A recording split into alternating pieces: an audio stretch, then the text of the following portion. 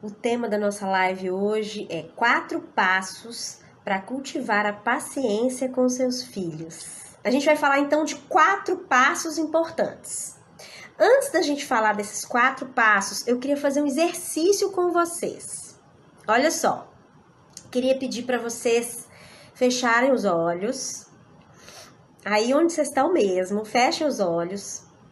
Imaginem o filho de vocês, ou os filhos, ou a filha de vocês, daqui 30 anos. Vocês estão aí num sábado de sol, arrumando a casa, porque eles vão vir para o almoço, e aí você tá toda feliz, porque eles vão chegar, né? E aquela expectativa gostosa. E aí, de repente, a campainha toca. Então, isso daqui 30 anos, a campainha toca. Quando vocês abrem a porta, vocês dão de cara com o filho, a filha de vocês, adulto, homem ou mulher feitos. Quando vocês olham para eles, daqui 30 anos, o que vocês esperam encontrar? Como vocês esperam que seja a relação de vocês? Quais habilidades, quais características vocês esperam que eles tenham desenvolvido? Adultos realizados, felizes. O que mais que vem na cabeça de vocês? Seguros, uma relação amorosa de companheirismo e respeito, amor, cumplicidade, alegria por estarmos juntos. Ai, que delícia, né? Eu fico emocionada toda vez que eu faço essa atividade. De muito amor, com muito amor ao voltar à casa da mamãe. Um abraço bem gostoso, né? Querer vir me ver é um ponto importante, né? Querer vir. Adultos felizes e seguros, a Raquel tá falando aqui. Feliz, sorridente, querendo me ver. Feliz por estarmos juntos. Mãe, dá um abraço forte, que saudade, mãe. Adultos emocionalmente maduros, relação de amor e respeito, ter vontade de vir na casa dos pais, respeito, cumplicidade, muito apego, realizada.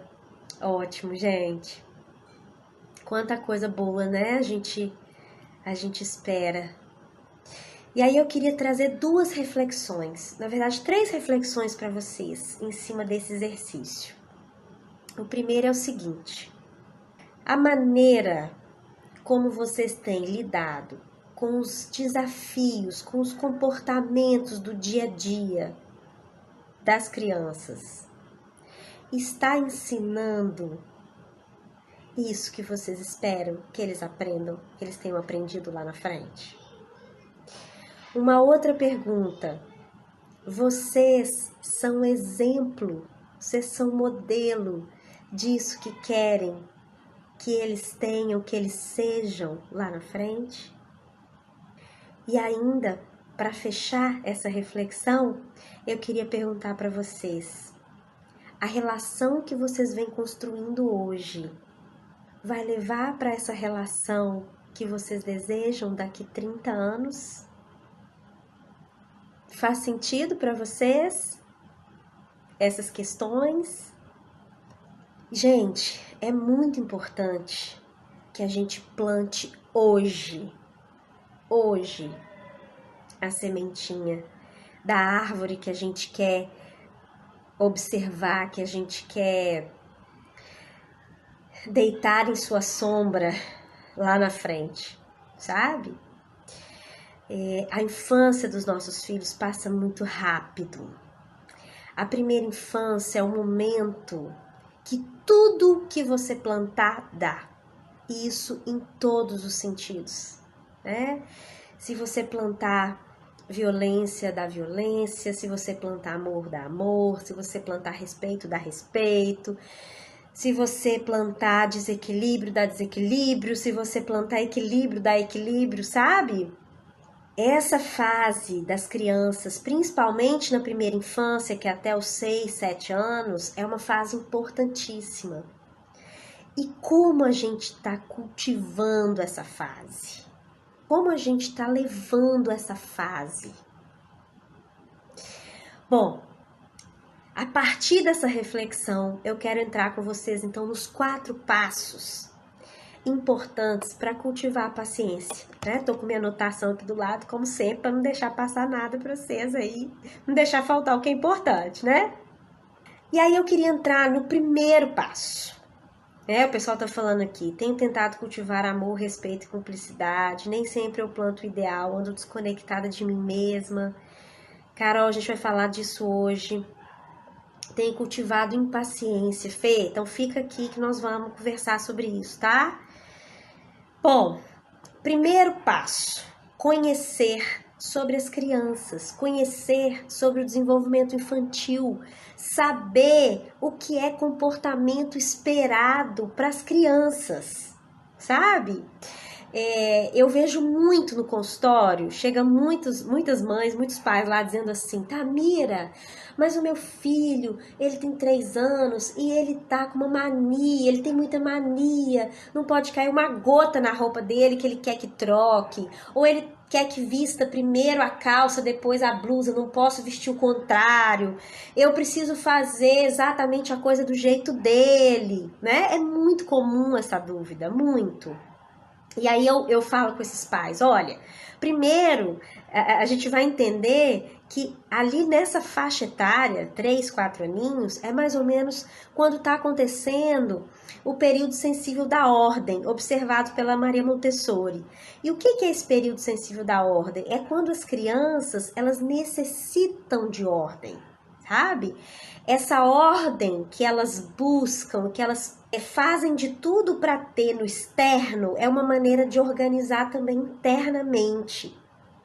Então, o seu filho ali de 3 aninhos, que tá cheio de manias, né, entre aspas, que é como os pais chegam para mim, quando você começa a estudar sobre o desenvolvimento infantil, entender sobre o comportamento das crianças, isso já te faz ter muito mais paciência e muito mais compreensão.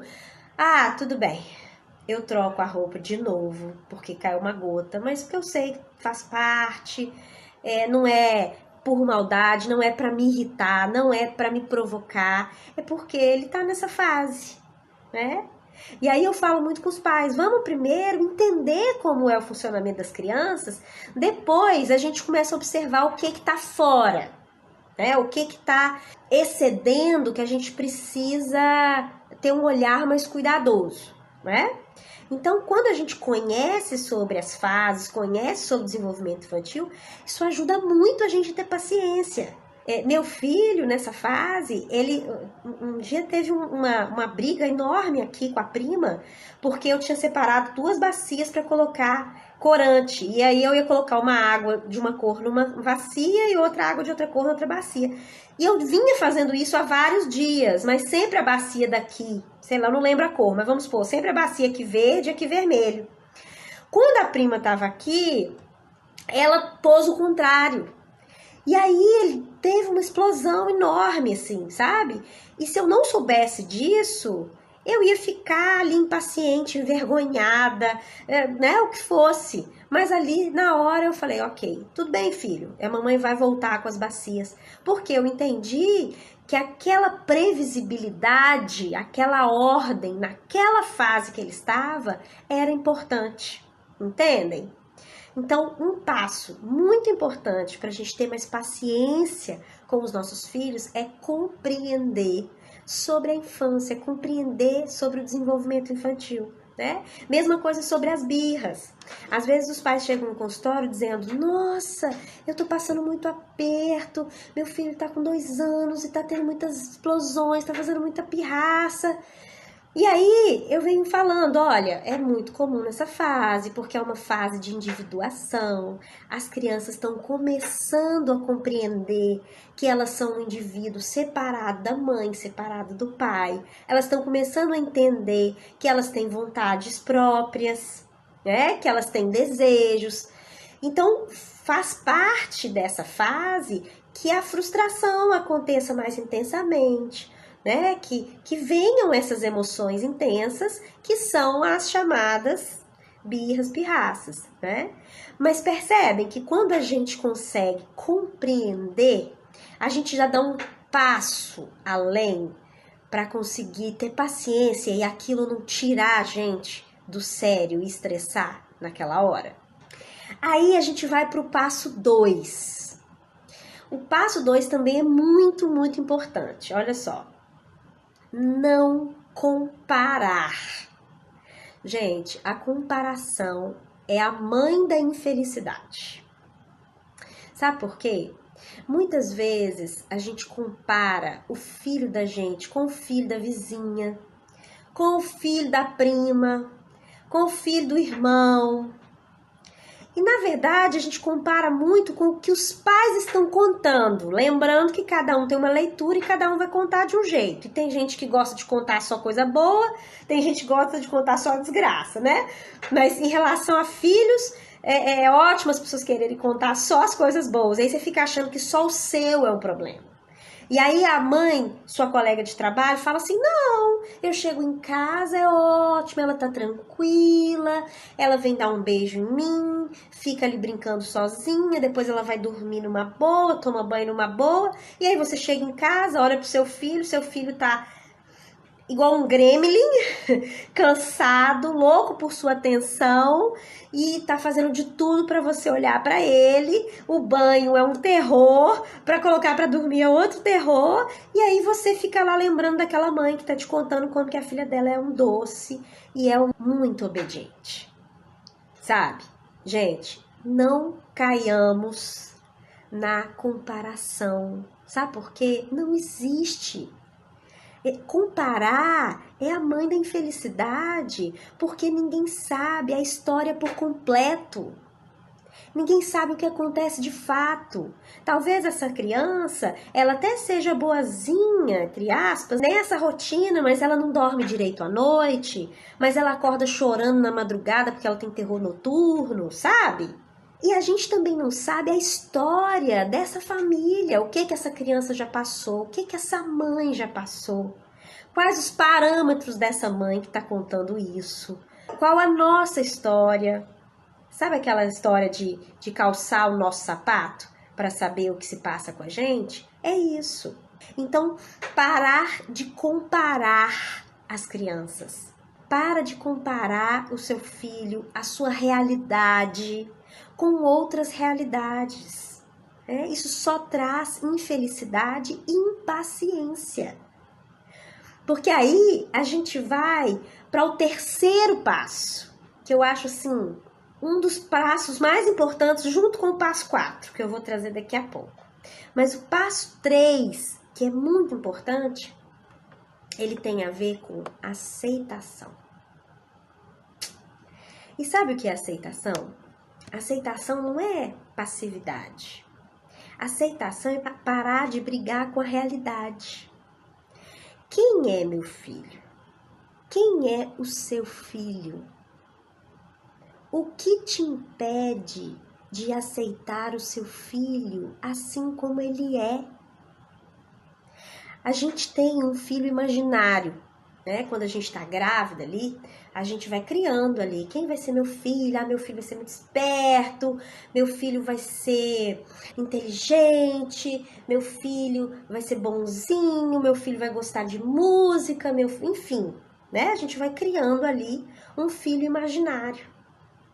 E aí, agora, na vida real, a gente precisa lidar com o filho real, que não necessariamente e na maioria das vezes não vai atender às nossas expectativas. Ah, eu queria um filho que fosse mais obediente. Olha para o seu filho, olha para quem ele é. Tá tudo bem que ele seja como ele é. Muitas mães chegam no consultório dizendo, ai, Tamira, mas eu não queria que ele fosse tão ativo. Queria tanto que ele sentasse e brincasse por 1 hora sozinho. Aí eu falo assim, calma, depende da idade. Dependendo da idade, a gente ainda pode esperar. Mas Para além disso, se seu filho não senta e não fica uma hora brincando sozinho, por que que você vai ficar brigando com essa realidade? Assim, mas eu queria, mas eu quero que ele fique, sabe? Porque isso só vai trazer sofrimento, só vai trazer impaciência para você, só vai trazer dificuldade, só vai trazer o gatilho ficar bem fácil de apertar, sabe? O seu gatilho da raiva. Só vai fazer o seu pavio ficar mais curtinho para explodir. Porque a gente precisa aceitar o filho que a gente tem. E aí, para além de aceitar o filho que a gente tem, que eu acho importante também para a gente trazer, é aceitar a realidade. As crianças demandam muito. Elas demandam muito mesmo. Se eu ficar brigando com essa realidade, ai, meu filho demanda muito, ai, meu Deus, ai, Nossa Senhora. Crianças demandam. Gente, nós estamos formando seres humanos para enfrentar uma vida inteira. Uma vida que pode chegar a 80, 90 anos de vida. Não é pouca coisa. O que a gente está fazendo com a infância dos nossos filhos, querendo que ela passe correndo? Porque a gente está sempre estressado, está sempre impaciente, nada tá bom. Tudo bem que a maioria das mães estão muito cansadas, isso é um fato, né? Sobrecarregadas, não tem com quem dividir as tarefas, isso é fato. Reconhecer isso é importante, saber o que a gente pode fazer em relação a isso é importante. Então, como que eu vou pedir ajuda? Como que eu vou reivindicar do pai que assuma as suas tarefas, a sua parte, né? Enfim, tudo isso é importante. Agora, por outro lado, a gente precisa também assumir essa responsabilidade. Que sementes nós estamos plantando no terreno fértil dos nossos filhos? Percebem? E quando a gente fica brigando com a realidade, eu vou chegar do trabalho cansada, eu quero só sentar, assistir uma televisão, comer e dormir. É possível fazer isso? Dentro da sua realidade, é possível fazer isso com uma criança pequena em casa? Ou uma criança até maior, é possível fazer isso? Sabe? Vamos alinhar a expectativa. Não, eu não vou conseguir fazer isso. Então, o que eu posso esperar? Sabe? O que eu posso, de fato, ter? Eu vou chegar, a criança vai estar com saudade, vai querer minha atenção. Eu preciso brincar. Eu preciso fazer a comida. Eu preciso, ou então não vou fazer, vou comprar fora, ou o que for, vou comprar um pão, né? Assim, a gente vai no que é possível fazer, né? E aí, a partir disso, tá, mas depois que ele dormir, eu vou assistir uma série. Sabe, assim, o que é possível fazer? E só quando a gente para de brigar com a realidade, é que a gente tem força e energia para mudá-la.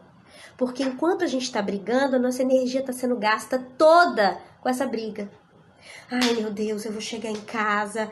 Ai, mas eu queria tanto descansar. Mas não vai ter jeito, porque fulaninho vai estar lá. E ele vai ficar subindo em cima de mim. E ele vai querer brincar. E na hora de dar banho vai ser aquele terror. E na hora de dormir vai ser outro terror, sabe? Olha a energia que você gasta com isso. E se você aceita a sua realidade como ela é, você direciona a sua energia para mudar o que é preciso, ou o que pode ser mudado. Entende? E aí, fica aquela pergunta, né, que eu fiz no início desse passo. O que te impede de aceitar o seu filho como ele é? E aceitar a infância do seu filho como ela é? Percebe? E aí, gente, a gente vai pro quarto passo, que é um passo, ao meu ver, o mais importante de todos os passos, né? O quarto passo é autorresponsabilizar-se. Autorresponsabilização. Gente, a ideia não é que a gente fique carregada de culpa. Porque errar, a gente vai errar. A ideia, o objetivo nem é a perfeição, porque isso não existe. E quando a gente erra, a gente se humaniza para os filhos também. A gente diz para eles, olha, tudo bem, pode errar porque eu também erro. É a mensagem que a gente passa quando a gente erra. Não tem problema errar. A questão é assumir a responsabilidade que te cabe. O que te cabe nesse processo de ter mais paciência com seu filho? Você vai ficar só esperando o destino, os astros, o seu filho mudar? O poder que a gente tem tá na autorresponsabilização, porque aí a gente pode fazer alguma coisa. Quando eu me autorresponsabilizo, eu posso fazer alguma coisa. Quando eu tô jogando pro outro, eu não tenho o que fazer, só reclamar. E quando eu fico no lugar de reclamação, nada acontece. Pelo contrário, a coisa só fica mais difícil para mim e pro filho. Não é? Aqui, ó, a Cristiane tá falando, eu gasto toda a minha energia pensando, sofrendo por antecipação no que eu tenho que fazer. Pois é. A Cris, eu precisava ouvir tudo de novo. Cris, que bom que tá fazendo sentido. Aí, gente, o que é esse autorresponsabilizar-se? A gente vem com um passo importante, que é olhar para si. É você olhar para você. Por que você perde a paciência com determinados comportamentos do seu filho? O que esses comportamentos do seu filho que te tiram a paciência, que te tiram do sério, o que eles estão dizendo sobre você, sobre a sua história, sobre o que você precisa curar em você? Eu queria trazer alguns exemplos aqui para vocês, eu até anotei para não perder, porque eu acho que eles são muito bons. Eu tinha uma cliente no consultório, ela tinha muito problema com a forma como o filho brincava com os brinquedos, assim, porque ele jogava no chão e quebrava, e ela ficava muito impaciente com aquilo, dele não saber brincar direito, entre aspas, né? Porque não existe brincar direito para criança, né? O brinquedo é para brincar.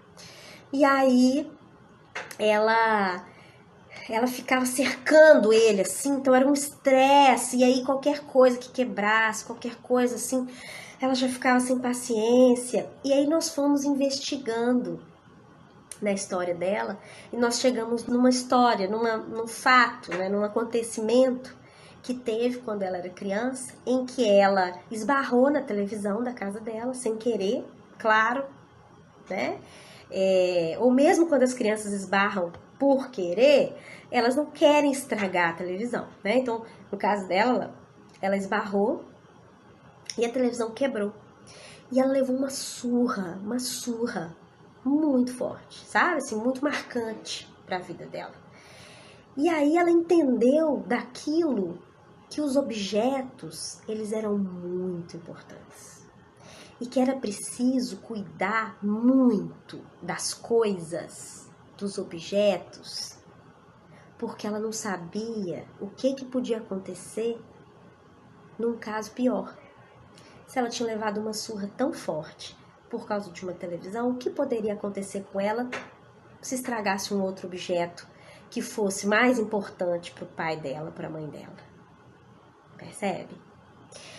E aí ela conseguiu identificar aonde estava essa impaciência. E aí ela começou a se questionar. Ela se conectou com a criança interior. Ela começou a liberar essas dores relativas a esses objetos que eram mais importantes do que ela, sabe? Porque na casa dela tinha essa coisa, não podia mexer nas coisas. Então brigava-se muito com ela, com o irmão, por causa das coisas. Um outro exemplo que eu queria trazer para vocês tem a ver com uma outra paciente minha. O filho dela, bebê, assim, tinha meses. E ele estava começando a morder, né? Aquelas mordidinhas que ainda são até sem dente, mas ela já dá uma doidinha, que é com a gengiva, né? E ela tinha muita vontade de bater. E ela falava, Tamira, eu só sinto violência dentro de mim, sabe? Assim, eu preciso me segurar muito, eu só me seguro porque você tá na minha vida aqui, ela falava, sabe? E aí ela falava, eu só sinto violência. E aí, investigando a história dela, né, que nem precisou ser uma investigação tão profunda, em pouca conversa ela já trouxe, né, como que ela apanhou muito na infância dela, muito. A mãe batia nas pernas e dizia para ela ir de short para a escola, para as pessoas verem que ela tinha apanhado, para verem que ela tinha feito coisa errada e que tinha apanhado por isso. Né? Então era muito natural que o que viesse de dentro dela fosse violência, fosse agressão. Mas ela precisou olhar para isso. Enquanto a gente não olha para a nossa história, enquanto a gente não olha para as feridas da nossa criança interior, a gente não consegue se libertar dessas dores, sabe? E essas dores, elas guiam a nossa relação com os nossos filhos. Elas guiam, na verdade, a nossa vida toda, com todas as nossas relações. Mas com os nossos filhos, principalmente, que é a relação mais íntima que a gente tem, isso sai com muita facilidade. Por isso que é tão importante olhar para dentro. É muito importante. Tô lembrando aqui de uma outra mãe no consultório, que ela dizia que o tempo inteiro ela falava com a filha dela, você é muito chata, você é muito chata, para com ele, chata, homem chata, sabe assim? E aí, olhando também para a história dela, a gente chegou no ponto de que ela era muito chamada de chata. Essa palavra chata fazia muito parte do vocabulário da mãe dela, da família dela, inclusive, não só da mãe. E aí, como ela era chamada de chata, né?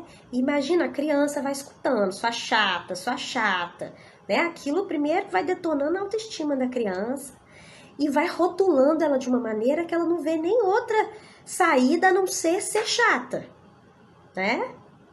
E aí, ela tem um filho. Infelizmente, como que funciona os nossos processos mentais?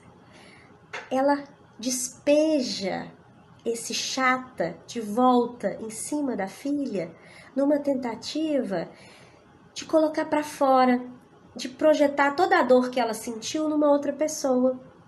E aquela pessoa é justo a filha dela, né, que está ali também nessa relação íntima.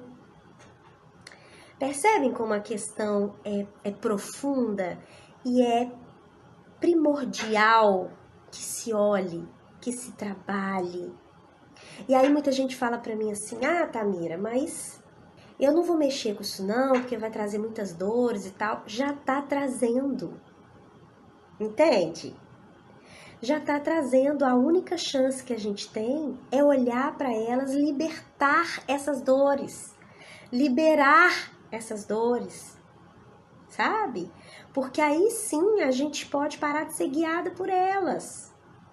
Principalmente na relação com os nossos filhos, porque na relação com os nossos filhos, a gente está só perpetuando todas essas feridas que a gente está trazendo, que possivelmente as nossas mães trouxeram, que possivelmente as mães delas trouxeram, né?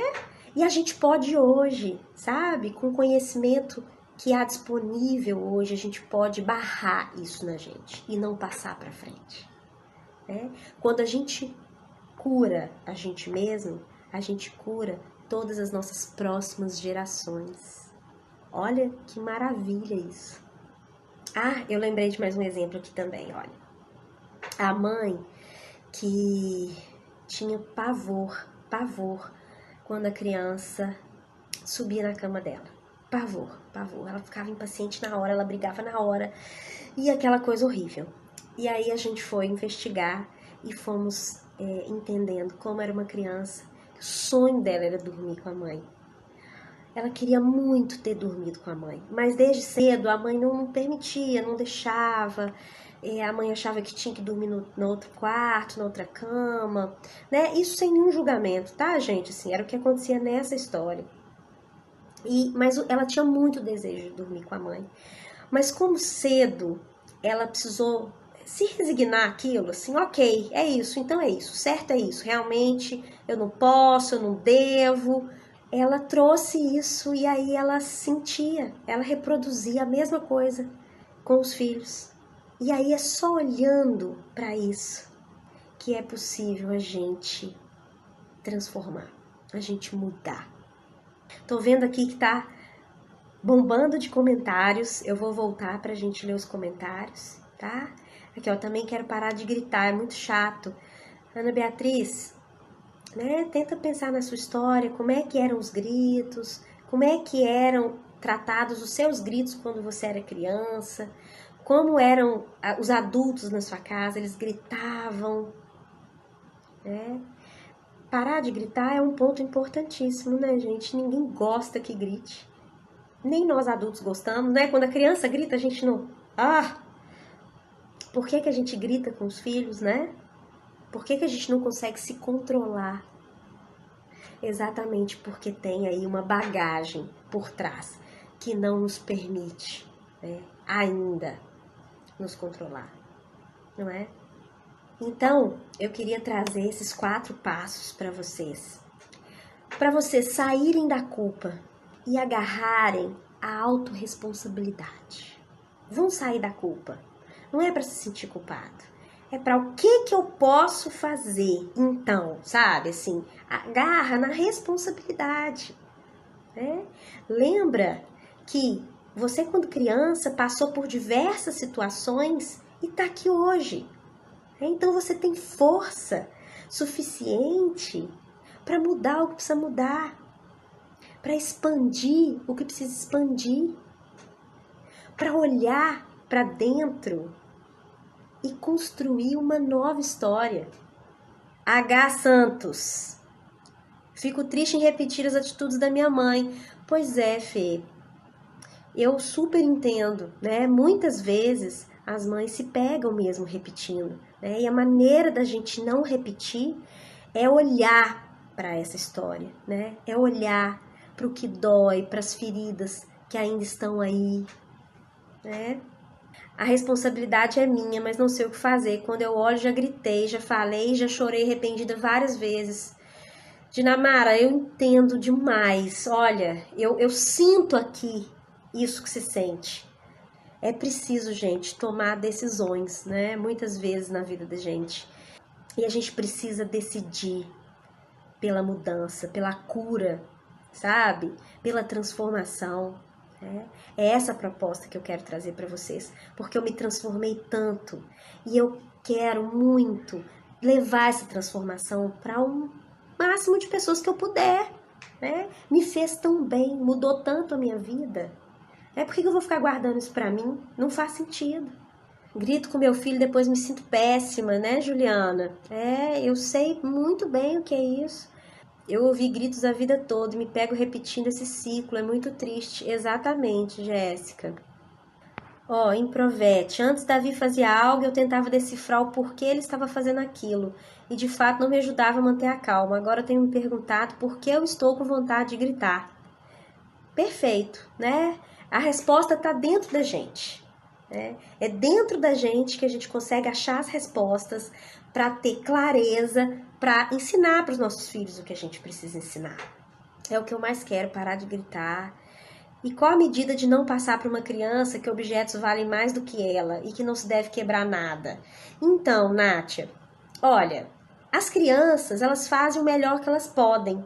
Se a gente parte com a ideia de que se elas quebraram alguma coisa, foi sem querer, foi porque esbarraram, a gente já poupa uma parte disso aí, sabe? Sabe aquele exemplo, assim, de que a criança tá... Eu dou esse exemplo em todo treinamento.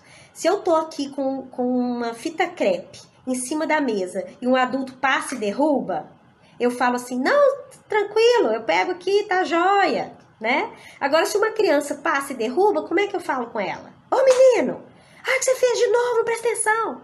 Entende? Assim, a gente já partir do pressuposto de que a criança não está fazendo aquilo de propósito, né?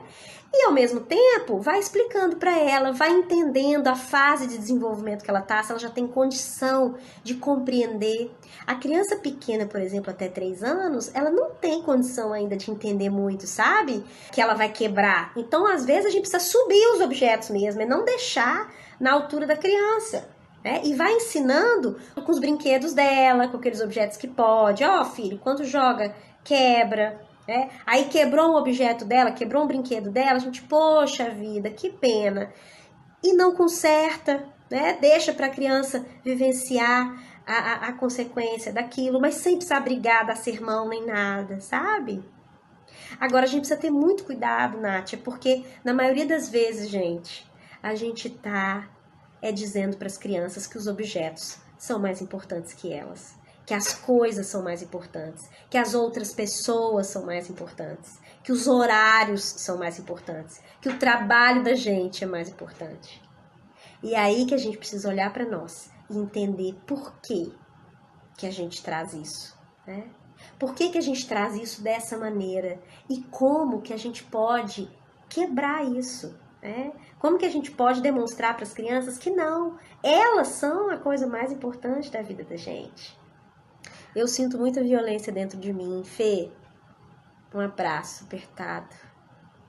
Eu sempre apanhava, então não podia errar, senão seria punida. E tudo que minha filha faz, acho que ela faz de propósito. Mas isso percebi na outra live que você fez. Olha que bacana, você já está começando a tomar consciência. Que vontade de abraçar essa mãe, né, Thalita? Thalita, querida.